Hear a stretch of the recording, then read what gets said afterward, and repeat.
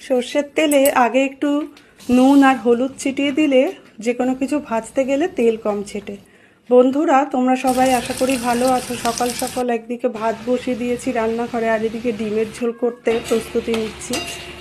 আজকে গলা ভীষণ খারাপ অবস্থা, গলা ইনফেকশন হয়েছে, সব কিছু খেতে গেলে জ্বালা করছে, সেই জন্যে হালকা পাতলা ডিমের ঝোল করছি গোটা লঙ্কা দিয়ে। আর ওদিকে ছেলের টিফিন দেব কলেজে, তারই প্রস্তুতি চলছে। ওর টিফিন গুছিয়ে দিয়ে ওকে খাইয়ে দাইয়ে কলেজে রওনা করিয়ে দিয়ে এবার বেশ কিছুক্ষণ আমার নিজস্ব সময়, সেই স্বাধীনতাটা উপভোগ করতে বেশ ভালো লাগে, বারান্দায় দাঁড়িয়ে একটু লোকজন দেখতে। আর দেখো এই গাছে কত সুন্দর ফুল ফুটেছে, খুব ভালো লাগছিল দেখতে ব্যালকনি থেকে। হঠাৎই মনে পড়লো একটা দরকারি কাজ তো আছে, আজকে বেরোতে হবে। তার মধ্যে নেমেছিল বৃষ্টি, কিন্তু বৃষ্টিটা বেশিক্ষণ হয়নি, তারপরেই আবার বেশ সুন্দর ঝলমলে রোদ উঠে গেল।